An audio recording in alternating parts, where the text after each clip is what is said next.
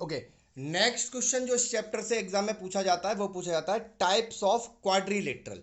अभी हमने थोड़ी देर पहले पढ़ा टाइप्स ऑफ ट्राइंगल, अब हम बात करते हैं टाइप्स ऑफ क्वाड्रिलेटरल की। तो देखिए कोई भी क्वाड्रिलेटरल जो होता है उसमें चार वर्टेक्स होते हैं।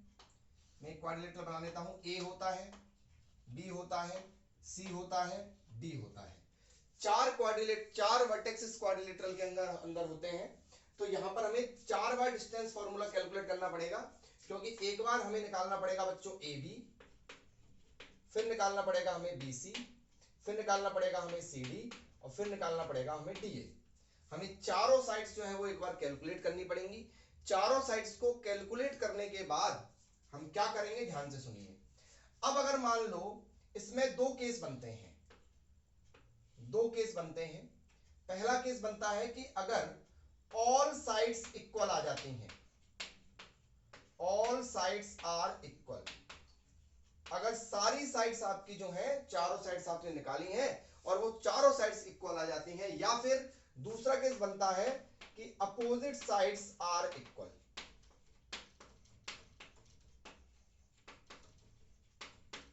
या फिर अपोजिट साइड्स जो है वो इक्वल आ जाती है, यानी कि आमने सामने की साइड जो है वो इक्वल आ जाती है। मतलब जैसे ए बी के बराबर सी डी आ गया और बी सी के बराबर ए डी आ गया, ऐसा भी हो सकता है ना। अगर मान लो चारों साइड्स इक्वल आ जाती हैं तो यहां दो केस बन सकते हैं।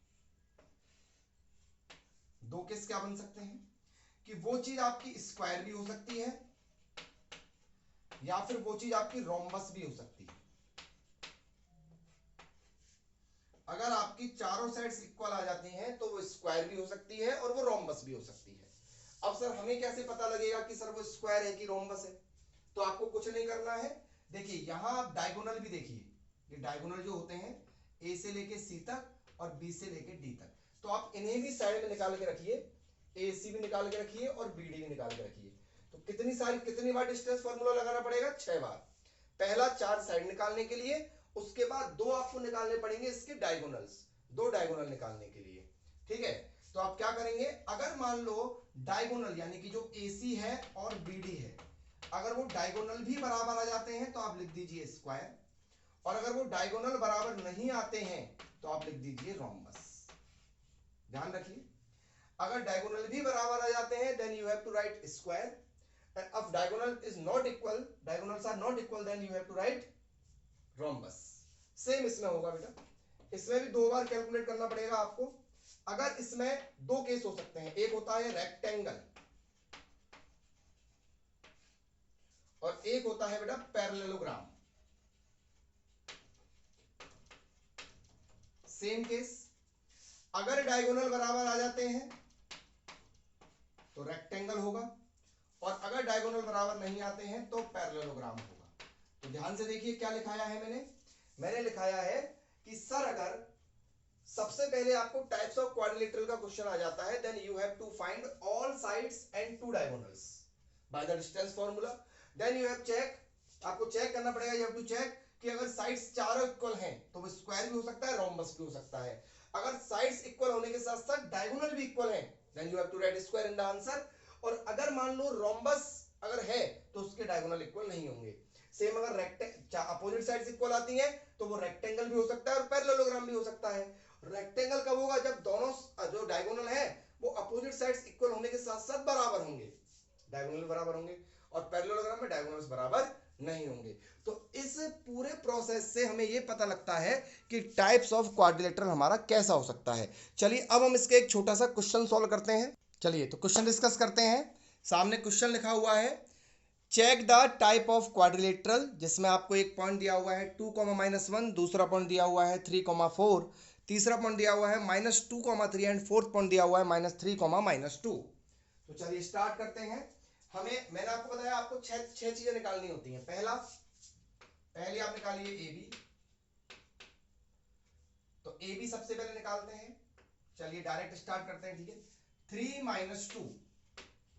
2 यानी कि 1 का स्क्वायर, 4 और ये माइनस है तो देखिए एक अगर माइनस है तो प्लस हो जाएगा, तो 5 का स्क्वायर कितना हो जाएगा बच्चों? 5 का स्क्वायर 25 और 1 का स्क्वायर 1, तो कितना हो जाएगा? 26। उसके बाद हमको कैलकुलेट करना है BC। AB के बाद क्या कैलकुलेट करना है? BC कैलकुलेट करना है, तो BC कैलकुलेट करेंगे, B और C ये रहा, तो 3 या फिर पहले -2 -3 यानी कि -5 प्लस 3 -4 यानी कि -1, इसको भी सॉल्व करेंगे तो 25 और 1 26, ठीक है। उसके बाद हमको लेना है CD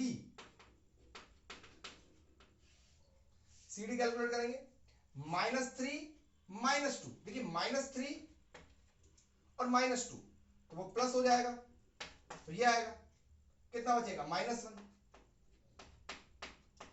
प्लस -2 -3 -2 -3 कितना हो जाएगा -5।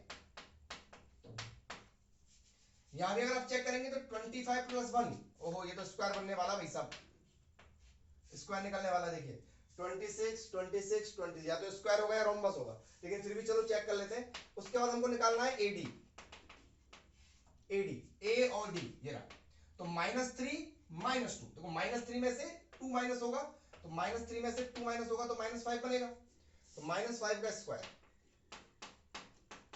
ठीक है। और -2 -1 -1 करेंगे तो +1 हो जाएगा, कितना आ जाएगा -1, तो -1 का स्क्वायर कितना हो जाएगा बच्चों √26। चलिए ये तो बढ़िया हुआ, चारों साइड इक्वल आ गई, तो ये तो कंफर्म होगा कि या तो ये स्क्वायर होगा या ये रोम्बस होगा। Now you have to check diagonals. Diagonals होते हैं AC और BD, AC A और C, तो -2 में से 2 हटेगा, -2 में से 2 माइनस होगा तो -4 हो जाएगा, ओके, प्लस 3 -1, अच्छा 3 और ये -1 है तो ये +1 हो जाएगा, यानी कि ये भी 4 हो जाएगा, तो 4 का स्क्वायर 16 और 4 का स्क्वायर 16, तो 16 √32, डन। उसके बाद आ जाइए आप दूसरे डायगोनल पे जिसका नाम है BD B और D, तो -3 से -3 माइनस होगा, तो देखो -3 में से 3 माइनस होगा तो -6 बनेगा, तो -6 का स्क्वायर प्लस -2 से 4 माइनस होगा, -2 से 4 माइनस होगा तो -2 -4 यानी कि -6 का स्क्वायर, क्लियर। तो ये कितना हो जाएगा 36 और 36 √72। अब मुझे बताइए आप, चारों साइड्स बराबर हैं पर क्या डायगोनल बराबर दिख रहा है आपको? चारों साइड्स बराबर हैं लेकिन डायगोनल बराबर नहीं है। अब देखिए आप, अभी मैंने आपको थोड़ी देर पहले बताया था कि अगर चारों साइड्स बराबर हैं, all sides are equal,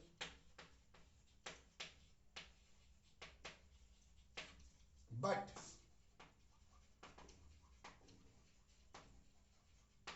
diagonals are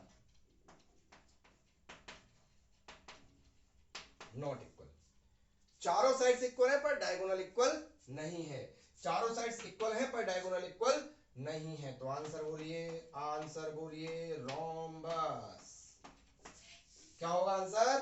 rhombus. और ऐसे हम बहुत सारे क्वेश्चन सॉल्व कर सकते हैं, प्रोसेस सेम है, चारों साइड निकालिए, डायगोनल निकालिए, और जो दिया आपको प्रोसीजर मैंने बताया है, जो दिया गया प्रोसीजर मैंने आपको बताया था अभी थोड़ी देर पहले, उसको फॉलो करिए और सारे क्वेश्चंस क्वाड्रिलेटरल के आपसे सॉल्व हो जाएंगे।